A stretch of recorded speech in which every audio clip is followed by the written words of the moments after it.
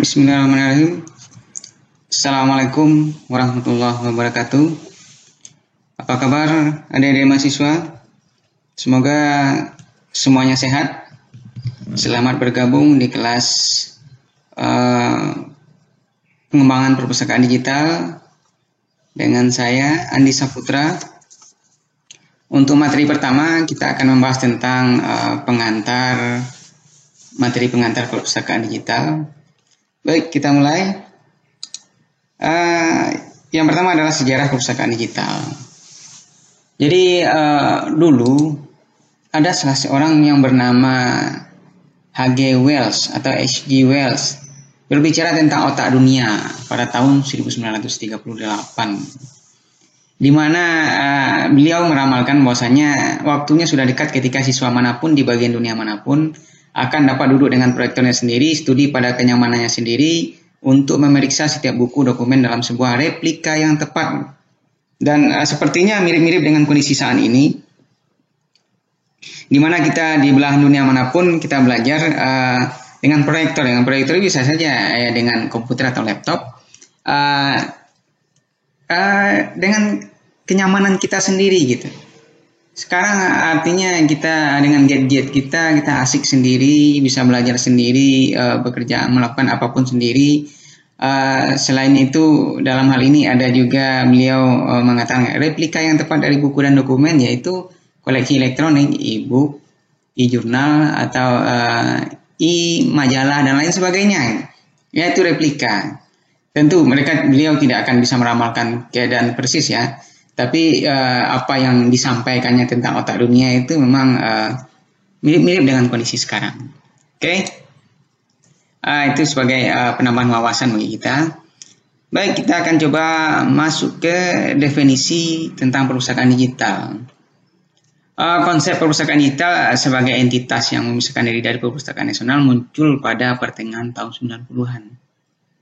Jadi Sebelumnya banyak institusi memelihara koleksi sumber daya elektronik yang dibeli atau bahkan materi digital, tapi tidak menganggapnya sebagai koleksi perpustakaan. Jadi waktu itu perpustakaan digital itu diistilahkan dengan berbagai macam istilah. Yang pertama adalah perpustakaan elektronik, ada juga yang mengatakan perpustakaan virtual, ada juga yang mengatakan perpustakaan yang dapat diakses dengan jaringan, atau perpustakaan tanpa dindingnya. Istilah seperti ini masih banyak dipakai oleh sebagian besar orang yang berkecimpung di dunia perpustakaan. Jadi awalnya istilah perpustakaan itu menurut Birman dan Lagasse itu berasal dari National Information Infrastructure Initiative. Ini nanti kita akan sampai ke sana. Ini dari di Amerika Serikat, ini lembaga yang dibentuk oleh pemerintah Amerika Serikat. Selain itu banyak juga peneliti yang menekankan bahwasanya istilah perpustakaan digital menimbulkan arti yang berbeda bagi orang-orang yang berbeda. Jadi konsep awal perpustakaan digital itu merupakan gabungan dari misi teknik dan budaya tradisional perpustakaan dengan kemampuan dan budaya komputasi dan telekomunikasi. Ini konsep awalnya seperti itu, gabungan antara misi teknik dan budaya di perpustakaan tradisional ini ditambah dengan kemampuan dan budaya komputasi dan telekomunikasi atau perangkat IT. Nah, itu konsep awal perpustakaan digital. Selain itu, menurut Association of Research Libraries tahun 95 ya, masih pertengahan tahun 95, perpustakaan digital bukanlah satu kesatuan gitu. Oke, ini definisi awal dari Association of Research Library tahun 95. Mungkin silahkan dibaca saja atau dipahami. Kita akan lanjut lagi untuk melihat perkembangan definisi digital library ini. Jadi ada juga menurut komunitas riset perpustakaan bahwasanya kalau perpustakaan membayangkan perpustakaan digital sebagai perluasan perpustakaan tradisional dengan sumber daya dan format digital dan jenis layanan baru. Itu bagi pustakawan ya. Sedangkan bagi ilmuwan komputer memandang perpustakaan digital sebagai dari sisi teknologi dan jaringannya saja. Gitu. Tentu saja pemahaman mereka terbatas. Gitu. Untuk definisi perpustakaan digital sampai sebelum tahun 2000 itu memang masih belum menyeluruh ya, komprehensif ya. Silakan dibaca dan dipahami sendiri. Ini perkembangannya. Sedangkan ini definisi dari perpustakaan digital setelah tahun 2000 ya, sejak tahun 2000 sampai tahun 2014. Ada yang menarik, mungkin di tahun 2000, di awal tahun 2000 masih berbicara tentang format, masih berbicara tentang teknologi, dan mulai membahas tentang layanan dan akses. Akan tetapi sejak tahun 2010 lah, ini menurut Calhoun 2014, dia sudah mulai mendefinisikan atau memasukkan konsep akses terbuka atau konsep open access ke dalam definisi perpustakaan digital. Sudah mulai meluas pemahamannya atau sudah mulai meluas definisi dari perpustakaan digital ini sejak setelah tahun 2010 sampai sekarang. Dan ini perkembangan definisi berdasarkan komponen dan penekanannya. Silahkan disimaknya, dibaca sendiri ya, dipahami ya. Setelah itu, ini terkait dengan kerangka ya, kan saya akan coba membahas tentang kerangka perpustakaan digital ini. Kerangka yang pertama itu adalah perpustakaan digital itu sendiri. Selanjutnya ada juga sistem digital library system atau ya saya singkat dengan DLS. Sistem perangkat lunak yang didasarkan pada arsitektur yang ditentukan dan menyediakan semua fungsionalitas. Maksudnya di sini adalah softwarenya. Jadi selain perpustakaannya itu sendiri, juga softwarenya. Jadi kita tidak akan terlepas dari aplikasi, dari software ketika berbicara tentang perpustakaan digital. Mungkin banyak ya software yang menjadi pendukung atau ya menjadi pendukung dari perpustakaan digital ini. Contohnya ya Slim bisa kita jadikan sebagai aplikasi pendukung, atau Enlistlat ya untuk aplikasi katalog. Ada juga repository Eprin, aplikasi repository. Ada juga aplikasi yang dirancang khusus untuk layanan koleksi digital, koleksi e-book seperti aplikasi iPusnas dan aplikasi yang disediakan oleh beberapa vendor. Ini sangat banyak. Nah, itu yang dimaksud dengan digital library system. Sedangkan kerangka yang ketiga adalah digital library management system atau manajemennya, tata kelolanya, mengelola kontennya dengan secara terstruktur sehingga bisa dilayankan, bisa diakses dengan mudah dan bisa didapatkan informasinya dengan cepat. Nah, itu yang dimaksud dengan digital library management system, bagaimana kita memanagenya. Saya akan coba mengilustrasikan dalam bentuk gambar. Nah, ya seperti ini. Ketika kita mengelola aplikasi digital library system ini dengan menggunakan digital library management system, itu akan menghasilkan perpustakaan digital yang sesungguhnya. Jadi digital library itulah hasil dari kombinasi antara sistem perpustakaan digital dengan manajemen sistem perpustakaan digital. Jadi di sini digital library management system ini bagaimana kita mendesain interface tampilan antarmukanya, bagaimana kita mendesain bagaimana informasi itu disajikan, informasi itu disusun, dikelola dan ditampilkan. Ya, seperti itu. Bagaimana bisa diakses, siapa saja yang bisa mengakses. Nah, itulah yang dimaksud dengan digital library management system. Baik, selanjutnya kita akan masuk ke elemen teoritis kerangka perpustakaan digital. Itu perpustakaan digital itu didefinisikan sebuah sistem yang kompleks yang mampu membantu memenuhi kebutuhan pengguna, membantu memuaskan kebutuhan informasi dari pengguna. Itu dinamakan dengan societies. Yang kedua, menyediakan layanan informasi. Dikatakan dengan skenario, mengorganisasi informasi itu supaya mudah digunakan oleh user. Menyajikan informasi itu dengan baik, dengan cara yang baik dan dengan cara yang berguna, menyajikan informasi, mengkomunikasikan informasi dengan pengguna. Jadi inilah fungsi dari perpustakaan digital sebagai sebuah sistem yang kompleks. Jadi untuk lebih jelasnya ya bisa kita lihat di sini. Jadi streams itu mewakili arus informasi yang dapat digunakan untuk memodelkan konten. Dapat berupa konten statis atau dinamis. Struktur itu untuk mendukung pengorganisasian informasi dengan cara yang berguna dan bermakna. Ruang atau space adalah kumpulan dokumen yang digunakan dalam konteks akses dan dipresentasikan. Skenario untuk mendeskripsikan tugas dan aktivitas pengguna yang dalam konteks perpustakaan digital dapat menyampaikan layanan itu kepada pengguna. Nah, selanjutnya ada societies mengacu kepada komunitas pengguna yang berbeda, memiliki peran yang berbeda dan dapat melakukan berbagai kegiatan.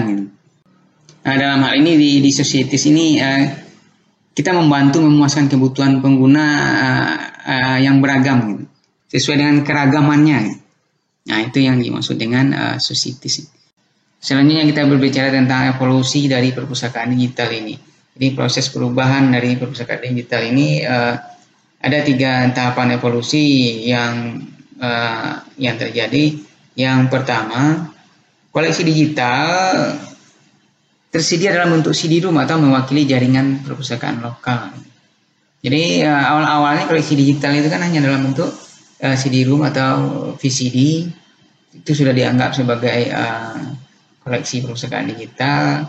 Selanjutnya berkembang menjadi flash disk ya, atau disimpan di hard disk saja. Setelah itu ada penemuan web oleh tim Berners-Lee pada tahun 90 telah mengubah landscape secara dramatis dari perpustakaan digital gitu. Dan proyek eksperimental awal dipindahkan ke web.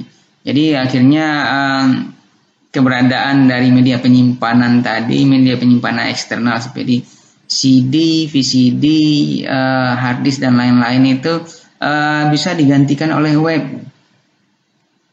Dan sejak saat itulah pengembangan perpustakaan digital itu mulai secara sungguh-sungguh. Dan sekarang semua konten-konten perpustakaan digital itu kan sudah tersimpan di cloud computing. Bagaimana kita bisa memanfaatkan Google Drive untuk menyimpan dokumen-dokumen yang kita miliki. Ada juga Dropbox, ada juga banyak sarana bagi kita untuk menyimpan dokumen, menyimpan file kita di internet. Oke, itulah evolusi dari perpustakaan digital. Selanjutnya kita coba berbicara tentang Digital Library Initiative. Jadi Digital Library Initiative ini muncul pada saat pemerintah federal Amerika Serikat memberikan pendanaan sistematis untuk penelitian perpustakaan digital yang dirumuskan dalam serangkaian lokakarya perencanaan yang disponsori oleh National Science Foundation pada tahun 93 dan 94, dan kemudian ditetapkan sebagai Digital Library Initiative. Jadi inisiatif perpustakaan digital ini sudah ada sejak tahun 93 dan 94. Fase pertama itu pada 94 sampai 98. Dalam hal ini masih fokus ke preservasi digital. Jadi bagaimana mengkonversi materi-materi fisik itu ke dalam bentuk digital. Selanjutnya fase kedua tahun 98 sampai 2002 itu semakin banyak lembaga yang mendukung. Programnya sudah mulai berkembang, yaitu tentang sistem informasi ke dalam pengembangan konten, penggunaan dan kegunaan. Jadi mulai dikembangkan konten-konten yang ada, bagaimana penggunaannya, untuk apa kegunaannya. Jadi proyek perpustakaan digital pertama, bidang akademik pertama kali itu dilakukan oleh Cornell University. Dia mengembangkan sebuah website yang dinamakan dengan archive.org. Archive.org ini adalah portal preprint namanya. Portal preprint ini adalah proyek repositori perintis yang diluncurkan pada tahun 91. Archive ini diciptakan oleh Paul Gispard sebagai papan buletin elektronik untuk saling bertukar manuskrip antar kolega yang tidak diterbitkan di bidang teori fisika energi.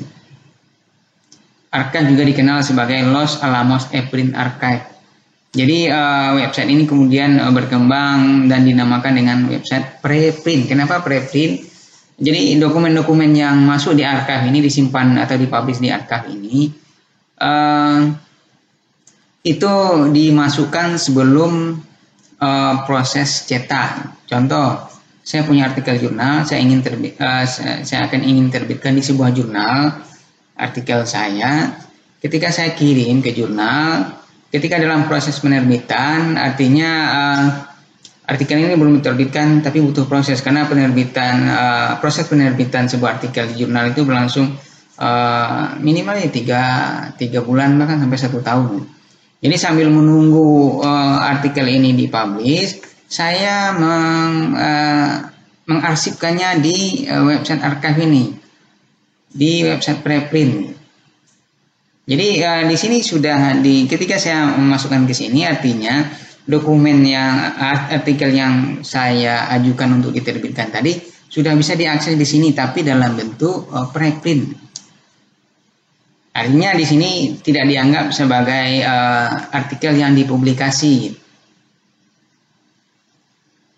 Untuk versi publikasinya ya yang diterbitkan oleh jurnal yang tadi, dan itu tidak dianggap sebagai sebuah plagiat. Tujuannya apa? Sebenarnya tujuannya untuk mengantisipasi supaya artikel yang saya ajukan untuk diterbitkan tadi tidak diplagiat oleh orang lain, itu yang satu. Yang kedua, ketika saya publish di sini versi preprintnya, sambil menunggu artikel itu dipublikasikan, orang sudah bisa melihat artikel saya, sudah bisa membacanya, dan sudah bisa merujuknya. Oke, kita lanjutkan. Selanjutnya adalah JSTOR. JSTOR mulai pada tahun 95 sebagai proyek digitalisasi yang didanai oleh hibah dari Andrew W. Mellon Foundation. Jadi kalau archive ini proyeknya dimulai tahun 91, sedangkan JSTOR ini dimulai pada tahun 1995. Jadi yang dilakukan oleh JSTOR ini pada awalnya adalah mendigitalisasi jurnal cetak. Kalau jurnal itu sama dengan majalah ilmiah ya, bagi yang belum tahu. Contohnya ini, visi pustaka ini dinamakan dengan jurnal tercetak atau jurnal ilmiah. Nah, dan isinya adalah beberapa artikel jurnal.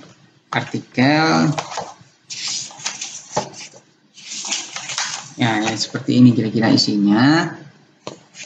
Jadi di dalam jurnal ilmiah itu atau majalah ilmiah, ini majalah ilmiah. Dalam majalah ilmiah itu sekali terbit itu mereka terkadang bisa menerbitkan sekitar rata-rata ya sampai 12 artikel per sekali terbit, dan mereka biasanya terbitnya itu 2 kali setahun rata-rata. Jadi oleh JSTOR ini semua jurnal-jurnal cetak itu dipindai dengan resolusi yang tinggi dan yang bisa kita baca dengan baik dan dibuat menggunakan perangkat lunak pengenalan karakter optik atau OCR.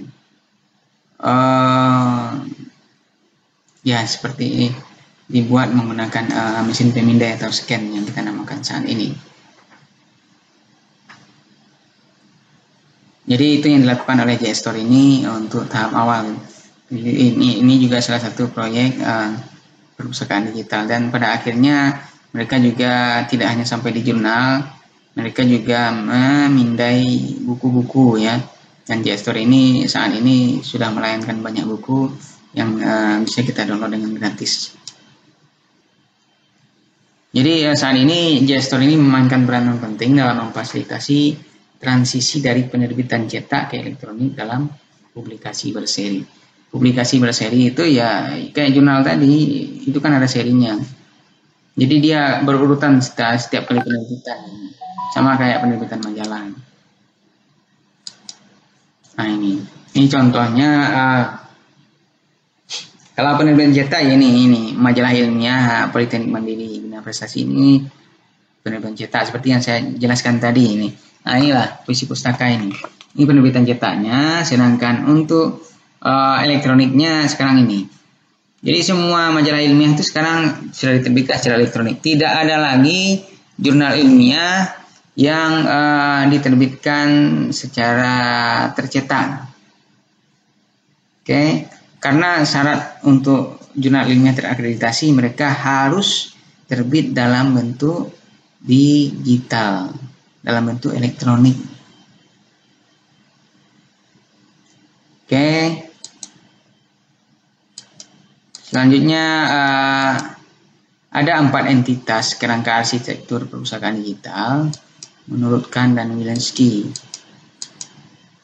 Jadi yang pertama objek digital itu, objek digitalnya itu turunan dari tipe data abstrak yang terdiri dari data dan key metadata yang menjadi bagian penting dalam menghandle pengenalan unik untuk objek digital.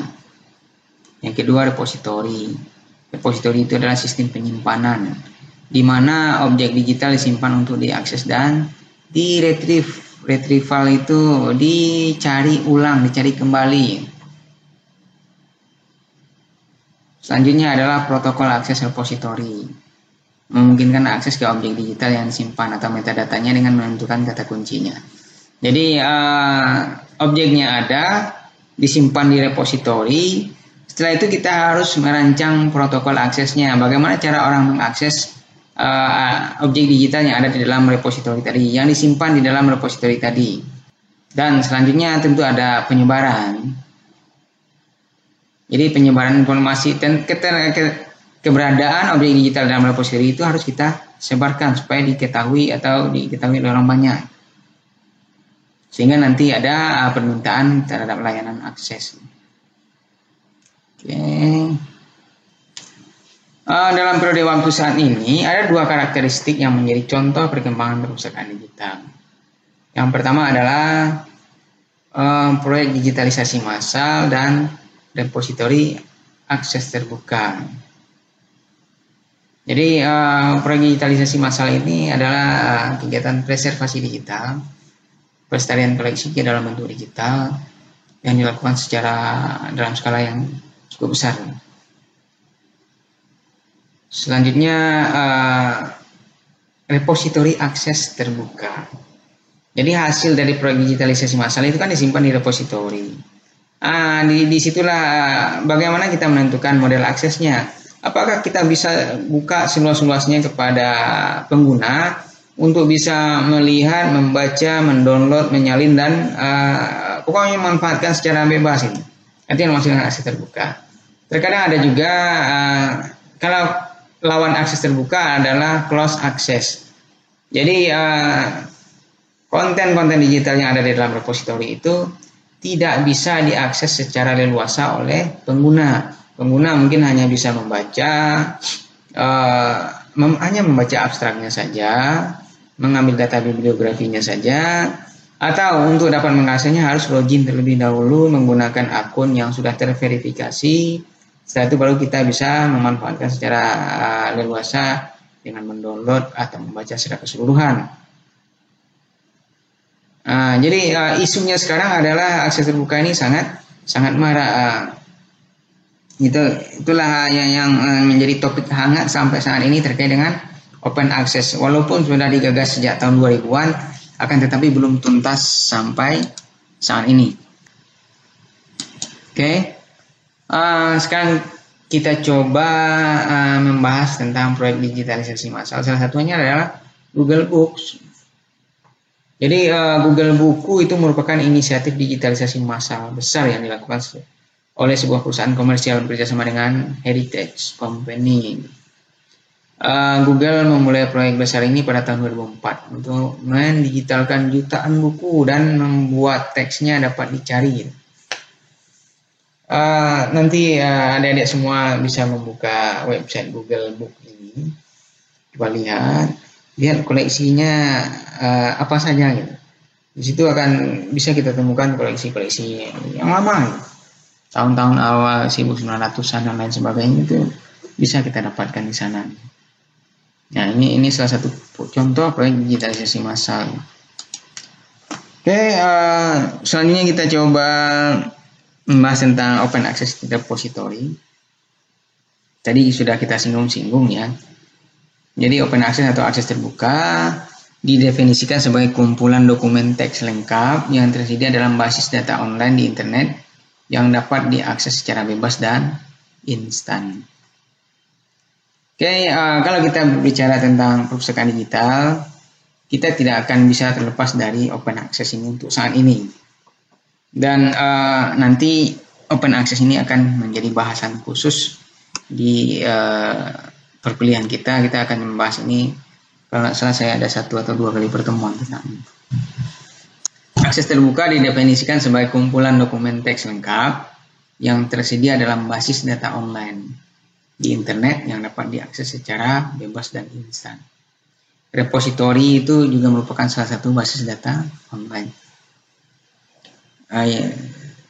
Repository institusional dikelola oleh lembaga penelitian untuk menampung karya penulis mereka sendiri.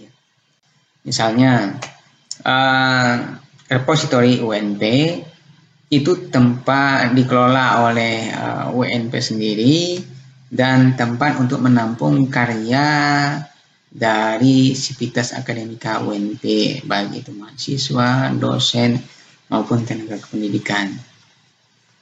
Dan pembuatan repositori kelembagaan akses terbuka secara signifikan akan mendorong meningkatnya komunikasi ilmiah. Karena ketika kita buka, kita open repositori itu, orang-orang semakin banyak orang akan bisa memanfaatkan informasi yang ada di dalamnya. Dan tentu saja akan lebih meningkatkan terjadinya komunikasi ilmiah. Apa sih pengaruh open access terhadap perpustakaan digital? Di satu sisi, pembentukan repositori institusional dan pengembangan perpustakaan digital memainkan peran penting dalam keberhasilan akses terbuka, menurut Bailey. Di sisi lain, penerbitan akses terbuka meningkatkan kompleksitas dan keragaman perkembangan perpustakaan digital. Ya, keberadaan open access ini semakin kompleks, membuat perpustakaan digital semakin kompleks ya, karena sangat banyak pro kontra terhadap open access ini. Sampai saat ini banyak yang mendukung dan banyak juga yang menolak, sehingga dinamikanya itu semakin kompleks. Oke, sekarang kita akan coba membahas apa sih masalah yang dihadapi oleh perpustakaan digital dalam skala besar sejak awal tahun 2010-an. Yang pertama, ukuran koleksi sudah semakin besar. Sebagian besar berisi lebih dari 1 juta item. Formatnya beragam. Item koleksi dapat berupa teks, gambar, audio, video, dan lain-lain. Selanjutnya, kebijakan pengembangan koleksi. Pengembangan koleksi tidak hanya berisi cakupan koleksi umum, pedoman kualitas dan tanggung jawab pemilihan, tapi juga tergantung pada kebijakan masing-masing anggota yang berpartisipasi untuk koleksi tertentu. Jadi dalam sebuah perpustakaan digital itu bisa ada banyak kontribusi dari lembaga atau institusi yang berbeda di dalamnya, dan mereka mempunyai koleksi mereka berbeda-beda, kebijakan mereka juga berbeda-beda, dan itu salah satu persoalan dalam kebijakan pengembangan koleksi untuk perpustakaan digital. Misalnya masalah hak cipta. Jadi ada beberapa sebagian dari koleksi perpustakaan digital itu yang tidak memiliki hak cipta. Masalah hak cipta ini sangat urgent. Jadi ada sebagian perpustakaan yang nekat ya mendigitalkan buku yang ada di perpustakaannya, setelah itu dipublikasikan, dilayankan kepada pemustaka. Nah, itu kan sudah melanggar hak cipta karena kita tidak meminta izin kepada penerbit buku tersebut. tingkat akses. Jadi untuk tingkat akses ini dipengaruhi oleh interface atau antarmuka tunggal untuk semua item koleksi. Tergantung pada hak cipta. Beberapa item memiliki akses teks lengkap, sementara yang lain mungkin memiliki akses terbatas hanya pada kutipan atau abstrak. Perpustakaan digital saat ini, walaupun koleksinya sangat banyak, ukurannya sangat besar, tapi sudah menggunakan antarmuka atau interface tunggal untuk semua itemnya. Akan tetapi item-item yang ada di dalamnya itu tingkat aksesnya berbeda-beda, tergantung hak cipta. Beberapa item memiliki akses teks lengkap atau dilayangkan secara open access, sedangkan yang lain memiliki akses terbatas hanya pada kutipan atau abstrak saja. Interoperabilitas ini yang maksudnya adalah bagaimana satu sistem itu bisa mengenali beberapa aplikasi yang berbeda. Jadi misalnya kita misalnya satu katalog Indo, pernah buka Indonesia One Search iOS. Jadi katalog Indo atau iOS itu dia itu merangkum database, katalog atau repositori dari beberapa institusi baik perguruan tinggi, lembaga dan lain sebagainya, dirangkum menjadi satu di satu sistem iOS ini. Padahal masing-masing lembaga, masing-masing perguruan tinggi atau institusi yang tergabung dalam iOS itu menggunakan aplikasi yang berbeda-beda, menggunakan sistem yang berbeda-beda, akan tetapi bisa digabungkan jadi satu. Itu yang dinamakan dengan interoperabilitas. Jadi mesin dari iOS itu bisa mengenali semua anggota, walaupun mengenali semua database anggota, walaupun mereka menerapkan atau menggunakan aplikasi dan sistem yang berbeda-beda. Jadi mereka mengenali melalui pemetaan metadata yang digunakan untuk memastikan pertukaran metadata antar koleksi gitu. Atau skema metadata tunggal diterapkan di semua koleksi. Oke, mungkin itu sekedar pengantar untuk perkuliahan ini. Untuk berikutnya kita akan memberikan penugasan setiap selesai perkuliahan, dan untuk perkuliahan kali ini tugasnya ada di sini, silahkan dibaca, dan saya menunggu tugas ini dikumpulkan paling lambat 1 jam setelah perkuliahan kita selesai. Oke, terima kasih. Assalamualaikum warahmatullahi wabarakatuh.